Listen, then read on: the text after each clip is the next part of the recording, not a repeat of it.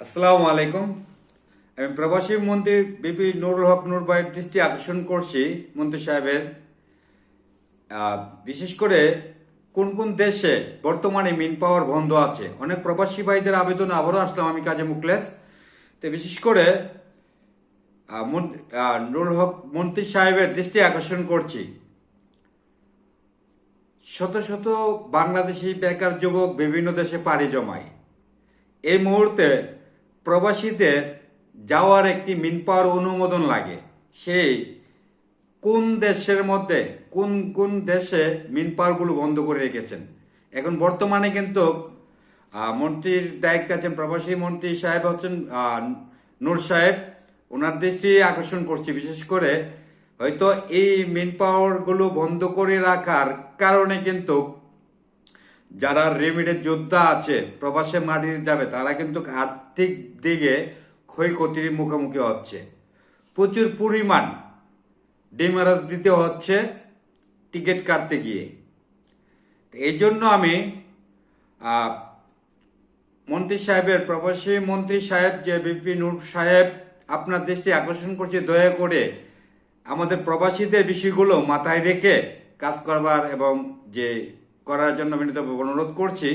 হয়তো কিছুদিন পরে যদি এইভাবে মেন পাওয়ারগুলো বন্ধ করে রাখে, আজকে প্রবাসীদের অর্থ দিয়ে প্রবাসীদের রেমিডেন্স যোদ্ধাদের রেমিডেন্স দিয়ে দেশের চাকা সচ্ছল। হাজার হাজার যুবক প্রবাসে পাড়ি জমাচ্ছে। কেননা প্রবাসে পাড়ি জমাচ্ছে, অনেক দেশে আসার পরে দেখি শত শত যুবকরা বেকার প্রবাসে যাওয়ার জন্য চেষ্টা করছে। অনেকে ভিসা নিয়ে আসছে অথবা অনেকে ভিসা দিচ্ছে। তো এখন যে ফ্লাইটের এখন মিন পাওয়ার না থাকার কারণে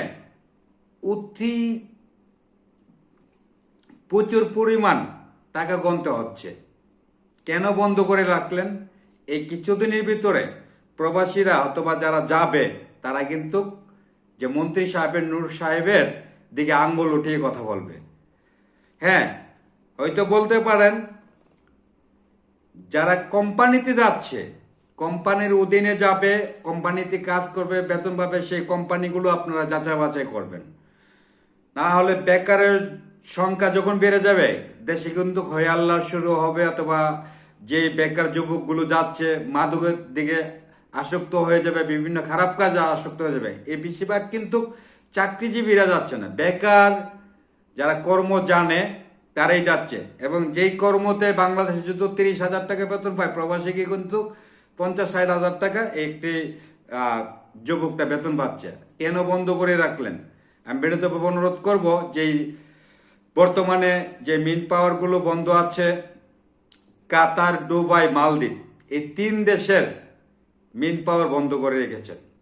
বন্ধ করে রাখার কারণে যে যুবকরা প্রবাসের উদ্দেশ্যে রওনা দিবে তারা কিন্তু বর্তমানে প্রচুর পরিমাণ অর্থ অপচয় হচ্ছে। তাহলে কিন্তু এই অপচয়ের কারণে এই যুবকগুলো কিন্তু সরকারের দিকে এবং প্রবাসীদের দায়িত্বে যে মন্ত্রী সাহেব আছে নূর সাহেব আপনার দিকে আঙ্গুল উঠিয়ে কথা বলবে।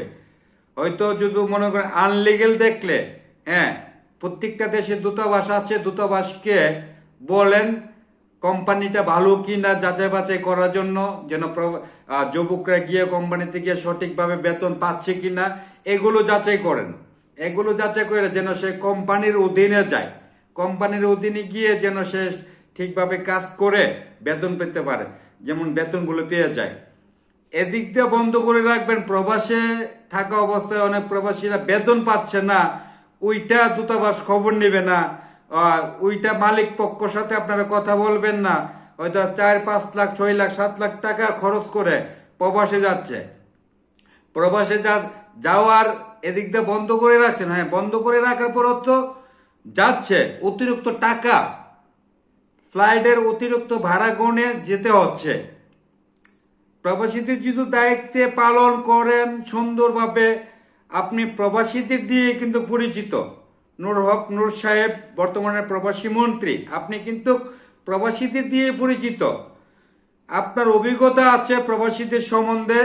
হয়তো যে প্রবাসীরা প্রবাসে গিয়ে কোম্পানিতে বেতন পাচ্ছে কিনা, ফ্রি ভিসে গেলে হয়তো বিপদে পড়তে পারে, কোম্পানিতে গিয়ে সে বেতন পাচ্ছে কিনা কোম্পানিটা ভালো কিনা, আপনাদের এই দায়িত্বগুলো এগুলো পালন করেন এবং যে এই কোম্পানিটা সঠিক আছে কিনা দূতাবাস দিয়ে যাচাই বাছাই করান। তখন ওই দূতাবাসকে বলবেন যে কোম্পানিগুলো রেগুলার আছে সেই কোম্পানিগুলো যেন অনুমতি দেয় প্রবাসী যুবকরা যাওয়ার জন্য। তো এখানে টোটালি ভাবে বন্ধ করে রাখে যে কোনোভাবে না যে কোনোভাবে টাকা অতিরিক্ত খরচ করে যেতে হচ্ছে। তখন কিন্তু আপনি যে প্রবাসীদের দায়িত্বে আছেন, প্রবাসীদের মন্ত্রী দায়িত্বে আছেন নুরুল সাহেব, আপনি কিন্তু সবাই চিনে, হয়তো আপনি দায়িত্বে পেয়েছেন, আপনাকে ধন্যবাদ জানাই। হয়তো প্রবাসীদের সাথে আপনার সংযোগ বেশি, প্রবাসীদেরকে দিয়ে আপনি পরিচিত অর্জন করেছেন, প্রবাসীদেরকে দিয়ে আপনার স্লোগান উঠেছে যেন প্রবাসীরা যেন আপনার দ্বারাতে সুযোগ সুবিধা পায়।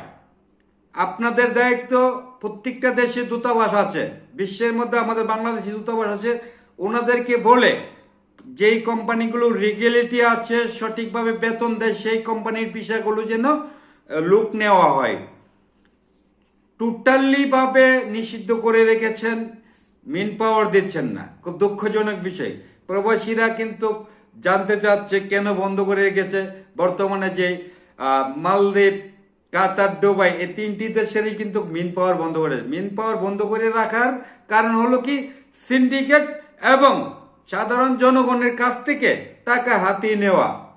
এত টাকা দিয়ে একটা প্রবাসী যাবে, এখন টিকিটের অতিরিক্ত দামের কারণে প্রবাসী গুলো কিন্তু যারা নতুন করে যাবে তারা রিমঝিম খাচ্ছে অথবা যেতে পারছে না, মিন পাওয়ার না পাওয়ার কারণে 70-80 হাজার টাকা করে গণতে হয়। খুব দুঃখজনক বিষয়। আমরা ভেবেছিলাম মন্ত্রী নুরুল হক নূর সাহেব মন্ত্রী হয়েছেন, প্রবাসীদের সঠিকভাবে যাচাই বাছাই করে প্রবাসী থেকে অনুমতি দিবে যেন আমরা অল্প সীমিত টাকায় যেন ফ্লাইটের ভাড়া দিয়ে যেতে পারি। এখন বসার সাথে সাথে তিনটি দেশের মিন পাওয়ার বন্ধ করে দিয়েছেন, দুঃখজনক বিষয়।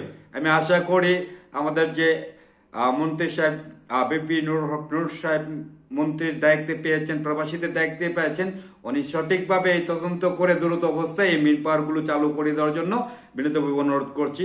এটা আমাদের প্রবাসী ভাইদের দাবিতে আজকে আমি আসছি কথা বলার জন্য। হয়তো অনেকে অনেক কথা বলতে পারেন, আমি একজন প্রবাসী রিমিডি যোদ্ধা, শত শত প্রবাসী ভাইরা কিন্তু এই তিনটা দেশের থেকে কিন্তু মেসেজ দেওয়ার কারণে কিন্তু আমরা অবগত হয়েছি এই তিন দেশের মিন পাওয়ার বর্তমানে বন্ধ করে রেখেছেন। কারণ কি, কেন বন্ধ করে রেখেছেন? আপনি রেগুলেটরি দেখেন, দেখে তারপরে যে কোম্পানিগুলো লিগেল নাই সেইগুলোর মধ্যে রোক না দেওয়ার জন্য নিষেধ করেছেন। যেই কোম্পানিগুলো রেগেল আছে সেটির মিন পাওয়ার চালু করে দেওয়ার জন্য আমি অনুরোধ করছি। যার যার অবস্থান থেকে আমার প্রিয় প্রবাসী ভাইরা ভিডিওটা শেয়ার করে দেবেন। তার পাশাপাশি আপনাদের কাছে বিনীতভাবে অনুরোধ করব, অনেক কোম্পানিতে আছে যেসব কোম্পানিগুলোতে আমাদের প্রবাসী ভাইরা বেতন পাচ্ছে না, এগুলো ভাবে সঠিকভাবে তথ্য তালাশি নিয়ে আমার যে প্রবাসী রিমিডি যোদ্ধারা যেন বেতনগুলো পায় সেই কোম্পানিগুলোকে আপনারা চাপ প্রেসার করুন এবং কোম্পানির সাথে দূতাবাসে যেন কথা বলে। তো সবাই ভালো থাকবেন। আমি কাজী মুক্তাজ কথার মধ্যে ভুল দিয়ে দিব হলে ক্ষমা করে দিবেন।